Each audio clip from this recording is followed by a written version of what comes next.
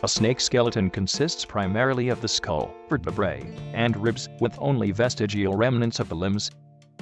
The skull of a snake is a very complex structure, with numerous joints, to allow the snake to swallow prey far larger than its head.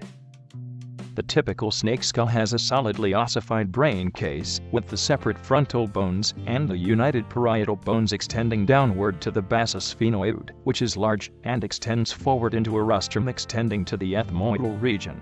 The nose is less ossified, and the paired nasal bones are often attached only at their base. The occipital condyle is either trilobate and formed by the basa occipital and the exoccipitals, or a simple knob formed by the basa occipital. The supraoccipital is excluded from the foramen magnum. The basa occipital may bear a strong, curved ventral process or hypophysis in the vipers.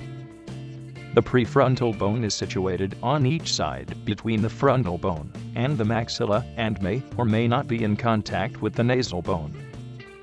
The postfrontal bone, usually present, borders the orbit behind, rarely also above, and in the pythons a supraorbital bone is intercalated between it and the prefrontal bone. The premaxillary bone is single and small, and, as a rule, connected with the maxillary only by ligament. The paired vomer is narrow. The palatine bone and pterygoid are long and parallel to the axis of the skull, the latter diverging behind and extending to the quadrate or to the articular extremity of the mandible. The pterygoid is connected with the maxillary by the ectopterygoid or transverse bone, which may be very long, and the maxillary often emits a process towards the palatine, the latter bone being usually produced inwards and upwards towards the anterior extremity of the basa sphenoid.